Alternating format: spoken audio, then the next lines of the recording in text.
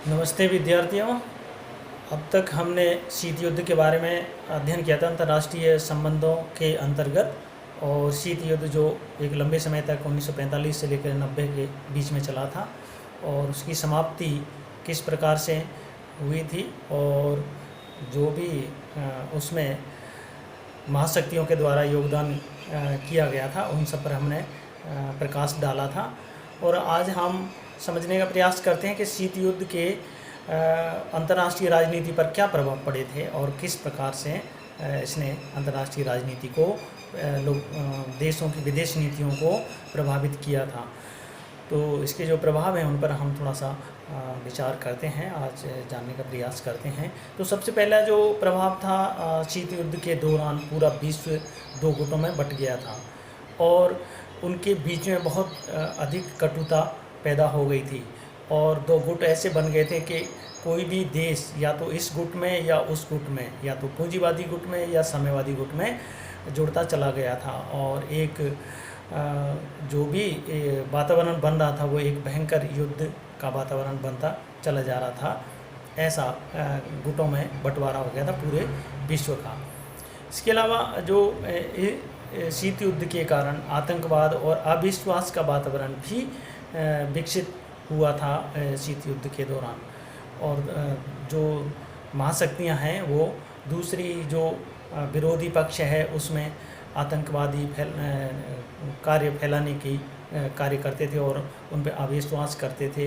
तो इस तरीके का एक तनावपूर्ण वातावरण, वैमनस्य का वातावरण, घृणा का वातावरण निरंतर बढ़ता चला जा रहा था शीत युद्ध के दौरान।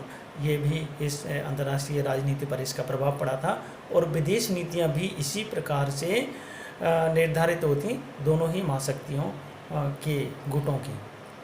और जो विश्व के जो देश थे वो भी इन्हीं दृष्टिकोणों को ध्यान में रख करके, इसी पृष्ठभूमि को ध्यान में रख करके अपनी विदेश नीतियों को निर्धारित करते थे और रूपरेखा खींची जाती थी।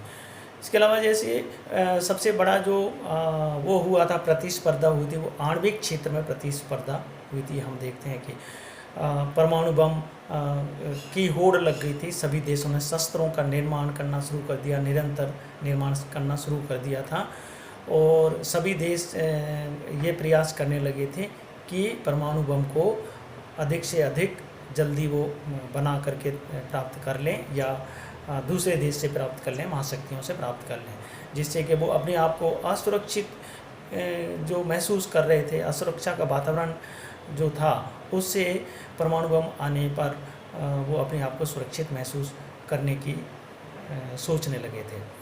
तो इसके अलावा जो दोनों ही महाशक्तियाँ और विभिन्न देशों के बीच में सैनिक संधियाँ, सैनिक गुट ये भी बने थे इस शीत युद्ध के दौरान। तो ये भी प्रभाव हम देख सकते हैं कि सैनिक गठबंधन, तनाव का वातावरण और गठबंधन को अधिक से अधिक मजबूत करना, सैनिक संधियाँ करना, एक दूसरे को कमज़ोर दिखाने का प्रयास करना, ये सारी प्रवृत्तियाँ भी इस शीत युद्ध के कारण फैलती चली गई थी।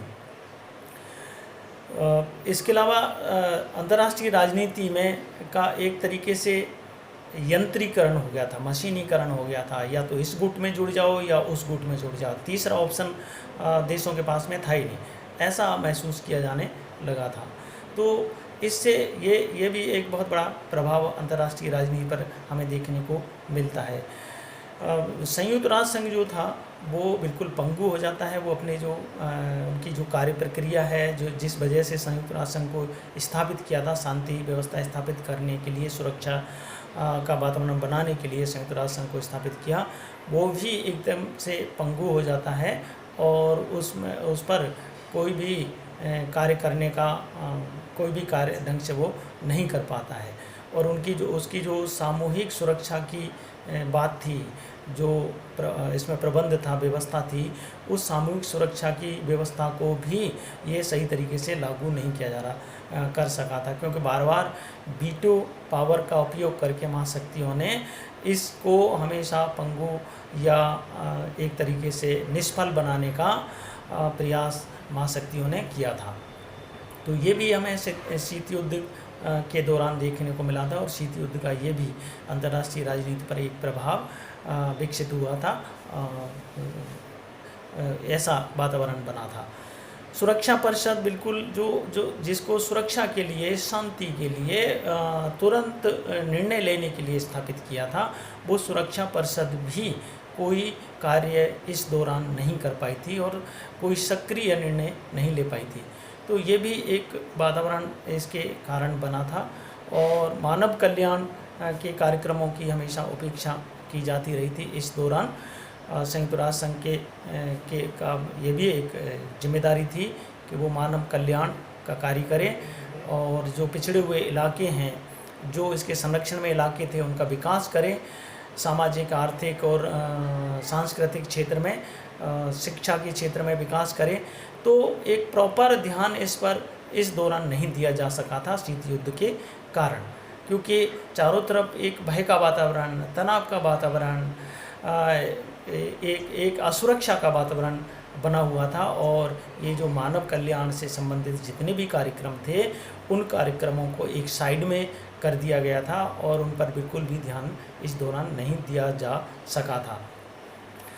तो इस प्रकार से एक बहुत बड़े अंतर्राष्ट्रीय राजनीति में शीत युद्ध के प्रभावों को देखा जा सकता है। शीत युद्ध के जो प्रभाव थे वो इस प्रकार से थे, लेकिन कुछ जो प्रभाव हैं वो सकारात्मक प्रभावों को भी हम इसके अंतर्गत देख सकते हैं, जैसे कि गुट निरपेक्ष आंदोलन की शुरुआत होना, क्योंकि पूरा विश्व दो गुटों में बट गया था और इस कारण से जो नए स्वतंत्र राष्ट्र होते चले जा रहे थे, वो नए स्वतंत्र राष्ट्र वो हैं, वो एक गुट निरपेक्ष आंदोलन के माध्यम से एक नया गुट बना करके, एक न्यूट्रल गुट बना करके अंतर्राष्ट्रीय स्तर पर विकसित होने लग गया था और उनके लिए एक नई दिशा देने का कार्य उसने किया था। तो इसी प्रकार से शांतिपूर्ण सहअस्तित्व का जो प्रयास किए जा रहे थे निरंतर, कि ये जो शीत युद्ध है और किसी कारण से यदि युद्ध हो जाता है तो वो बहुत खतरनाक युद्ध होगा और पूरे विश्व को बर्बाद कर देगा। तो इस तरीके से ये भी एक प्रभाव देखने को मिला था। तकनीकी क्षेत्र में जो आणविक शस्त्रीकरण हुआ था, उसका जो होड़ लगी थी, उससे तकनीकी क्षेत्र में भी बहुत ज़्यादा विकास इस दौरान देखने को मिलता है। इसके अलावा जो अंतरिक्ष में जो प्रयास दोनों ही महाशक्तियों के द्वारा किए जा रहे थे, दोनों ही गुटों के द्वारा किए जा रहे थे, तो अंतरिक्ष में भी उन्होंने एक काफ़ी प्रोग्रेस की थी, विकास किया था, ऐसा देखा गया था। और क्योंकि दोनों ही गुट एक अपने आप को बड़ा साबित करने के लिए, अपने आप को बहुत बड़ा महाशक्ति तकनीकी क्षेत्र में, विज्ञान के क्षेत्र में, शस्त्रों के क्षेत्र में अपने आप को ज़्यादा प्रभावशाली या अधिक अग्रणीय बनाने की कोशिश करने लग रहे थे। तो ये भी एक इस दौरान देखने को मिला। और जो सुरक्षा परिषद से जैसे ये अपेक्षा की गई थी कि वो सुरक्षा शांति व्यवस्था स्थापित करने का एक महत्वपूर्ण निर्णय ले पाएगा, सक्रिय निर्णय ले पाएगा, तो वो सुरक्षा परिषद पंगु हो जाने के कारण महासभा जो थी, महासभा जिसमें सारे देश सदस्य होते हैं, उस महासभा के द्वारा सक्रिय निर्णय लिए जाने लगे थे और शांति का प्रस्ताव करके शांति सेना को भेजने का, ये सारे निर्णय, तो एक तरीके से महासभा की शक्ति का इसमें विकास हुआ, उदय हुआ था और महासभा ने सक्रिय निर्णय लेना शुरू कर दिया था। तो जो कार्य सुरक्षा परिषद के द्वारा किया जाना था वो नहीं कर पाई थी, क्योंकि वीटो पावर का बार बार प्रयोग किया जा रहा था। तो उस स्थिति में महासभा के द्वारा ये कार्य किया गया। ये भी हमें शीत युद्ध के दौरान देखने को मिलता है, उसका प्रभाव के रूप में। विदेश नीतियों के अंतर्गत ये यथार्थवादिता की प्रवृत्ति भी देखने को मिली थी कि विदेश नीतियों में बिल्कुल जो जो कोई भी जो सिद्धांत हैं, उन सिद्धांतों को एक तरफ रख दिया गया था और यथार्थ में राष्ट्रीय हितों को अधिक प्राथमिकता दी जाने लगी थी। और जिस देश का जहाँ पर अपना हित होता था, अपने जो फ़ायदा होता था, उधर वो देश फ़ायदा लेने का प्रयास करता था। तो ये भी विदेश नीतियों के अंतर्गत देखने को मिला था। एक और जो चीज़ है, एक नए रूप में शक्ति संतुलन की व्यवस्था को देखा गया था। विश्व दो गुटों में बट गया और एक नए तरीके का जो पुराना शक्ति संतुलन हुआ करता था, वो एक नए रूप में हमें पूरे विश्व के अंतर्गत देखने को मिला था। तो इस प्रकार से अंतर्राष्ट्रीय राजनीति पर ये जो शीत युद्ध जो चला था और उससे पूरी संपूर्ण राजनीति, विश्व की राजनीति प्रभावित हुई थी, वो हमें देखने को मिला था। ये सारे प्रभाव हमें शीत युद्ध के रूप में या शीत युद्ध के कारण देखने को हमें अंतर्राष्ट्रीय राजनीति में मिलते हैं। आज इतना ही, बाकी का कल आगे पढ़ेंगे। धन्यवाद।